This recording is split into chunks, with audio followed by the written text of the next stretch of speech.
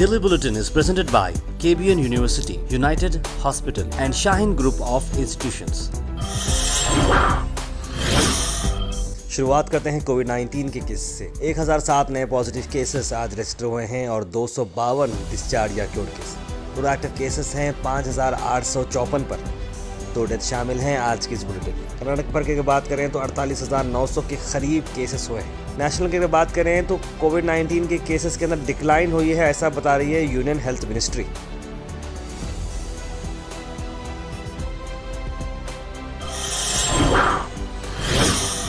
कोविड-19 की अगर बात करें तो ओमिक्रॉन वेरिएंट के बारे में नई इन्फॉर्मेशन आई है। टॉप मेडिकल बॉडी ने स्टडी की है कि अगर ओमिक्रॉन से जनरेट हुए एंटीबॉडीज़ अगर आपके पास आ जाते हैं तो वो हर तरह के वेरिएंट्स ऑफ कंसर्न को वो फाइट कर सकते हैं। यानी ओमिक्रॉन अगर आपको आ जाता है, एंटीबॉडीज़ अगर आपके बॉडी में उसके अंदर आ जाते हैं तो आप तकरीबन जो कोविड-19 के जो अलग अलग वेरिएंट्स, यहाँ तक कि डेल्टा वेरिएंट को भी आप फाइट कर सकते हैं। ये काफ़ी बड़ी बात बताई जा रही है, क्योंकि ये जो वेरिएंट है जैसे आपकी बॉडी में आता है, एंटीबॉडीज़ पैदा हो जाते हैं तो ये न्यूट्रलाइज़ कर सकता है डेल्टा वेरिएंट को भी, यानी कि री इन्फेक्शन डेल्टा से होना काफ़ी कम हो जाता है। टॉप मेडिकल बॉडी की स्टडी हम आपको बता रहे हैं कि ओमिक्रॉन की तरफ से जो जनरेट होते हैं एंटीबॉडीज़ वो काफ़ी इफेक्टिव रहते हैं।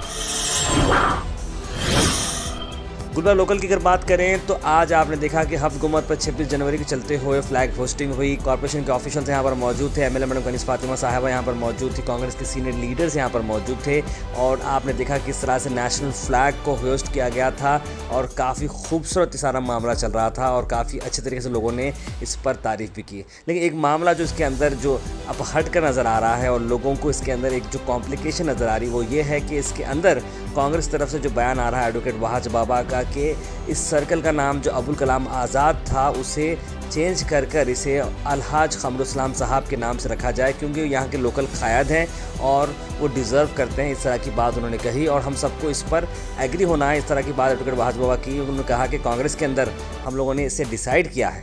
एक बात हुई थी कि इस चौक का नाम अबू कलाम आज़ाद चौक रखा जाएगा, तो हम शहर गुलबर्गा के लोग अबू कलाम आज़ाद के खिदमात को फरामोश नहीं कर सकते और हमारे लिए मरहूम खमरुल इस्लाम साहब कोई अबुल कलाम आज़ाद से कम नहीं थे और उनके खिदमात और इनके खिदमात, उनका नाम इनका नाम कोई दूसरी बात नहीं है, बल्कि ये कायदीन दोनों शहर गुलबर्गा की अवाम के लिए उतने ही अहमियत के हामिल हैं।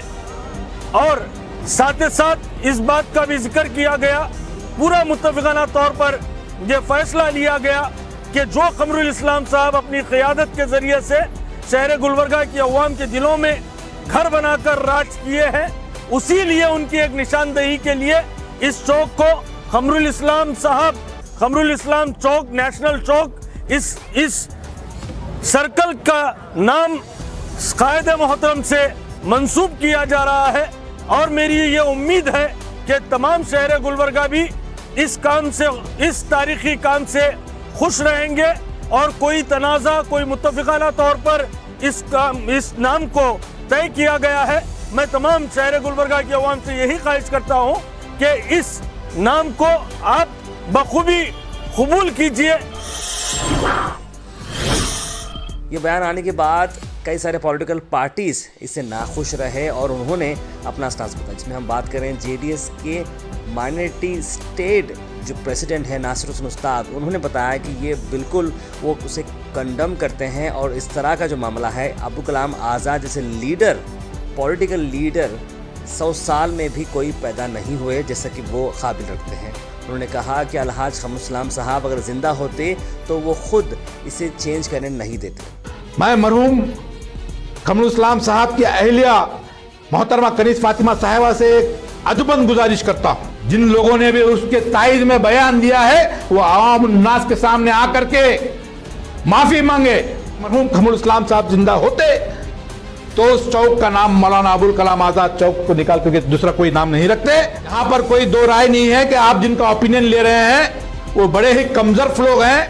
मैं अपील करता हूँ, हाथ जोड़ के अपील करता हूँ कि आप हिंदुस्तान की तारीख को पढ़ें, आज़ादी की तहरीक को पढ़ें। होना ये चाहिए कि आप मौलाना अबुल कलाम आजाद के उस चौक को डेवलप करें कि अगर मरहूम कमरुल इस्लाम साहब जिंदा होते, अगर उनसे पूछा गया तो वो भी, मैं समझता हूं कि इस नाम को बदलने की ताइज में वो भी नहीं रहते। कि हिंदुस्तान को डिवाइड किया गया, हिंदुस्तान और पाकिस्तान, ऐसे मरहले पर मौलाना अबुल कलाम आजाद साहब जो है हिंदुस्तान की आवाज बनकर के वो खड़े रहे। सीना ठोक के यहां कह रहा हूं, मौलाना अबुल कलाम आजाद से बड़ी शख्सियत मुसलमानों में हिंदुस्तान के अंदर मैं समझता हूं कि इन 100 सालों में कोई पैदा नहीं हुआ सियासत के अंदर।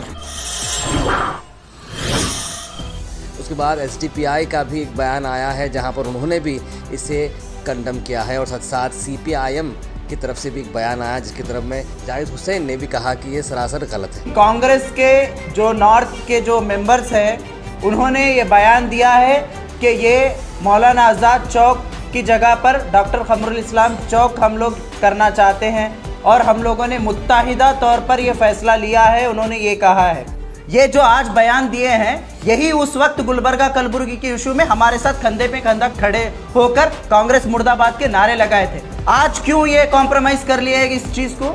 आप अगर वाकई लेगेसी आप क़मरुल इस्लाम की आगे बढ़ाना चाहते थे तो आप क़मरुल इस्लाम जो विदाई स्कीम लाए थे, जो केएमडीसी लोन्स लाए थे, जो स्कॉलरशिप लाए थे माइनॉरिटीज के लिए, उसके बारे में कितने बार मोहतरमा कनीज़ फातिमा बात की है।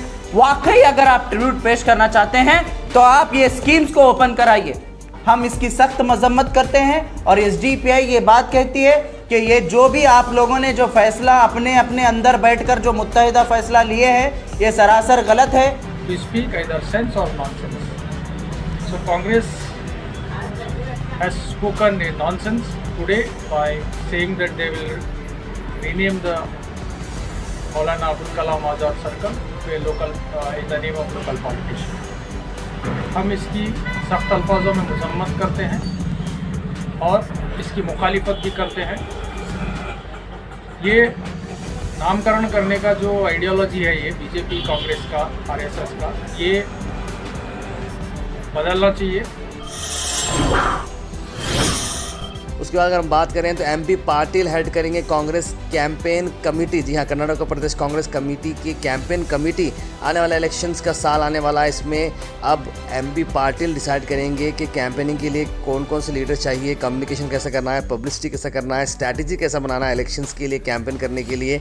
ये सारा मामला चल रहा है और सोनिया गांधी जी से ये अप्रूवल लेकर आए हैं और सोर्सेस ने बताया है कि 4 महीने पहले ही ये अपॉइंटमेंट हो चुका था, लेकिन अभी उसको डिक्लेयर नहीं किया गया था, लेकिन अब डिक्लेयर किया गया है। एमपी पाटिल जो कि पहले के वाटर रिसोर्स मिनिस्टर रह चुके हैं, उन्हें अब कर्नाटक प्रदेश कांग्रेस कमेटी का कैंपेन कमेटी का प्रेसिडेंट बनाया गया है। आखिर में हम बात करने वाले हैं ऐसे एक कपल जो कि अब पद्म भूषण जो 3rd सिविलियन ऑनर का जो अवार्ड है वो दिया जाएगा। जी हाँ, हैदराबाद के ये जो कपल हैं कोई और नहीं बल्कि भारत बायोटेक के को-फाउंडर्स हैं। जी हाँ, डॉक्टर कृष्णा एला और सुचित्रा एला, ये दोनों लोग हैं जिन्होंने इंडिया की पहली इंडिजीनियस वैक्सीन कोविड-19 के लिए डेवलप की गई है और उन्हें पद्म भूषण अवार्ड से नवाजा गया है। हैदराबाद बेस्ड एक कंपनी है जो कि ये काम करती आई है और इसमें काफ़ी खुशी की बात है कि बिल्कुल हैदराबाद हमारे से बहुत करीब है और एक ऐसी कंपनी जो कोविड की लड़ाई में वैक्सीनेशन तैयार कर रही है और उन्हें इस तरह का अवार्ड दिया गया।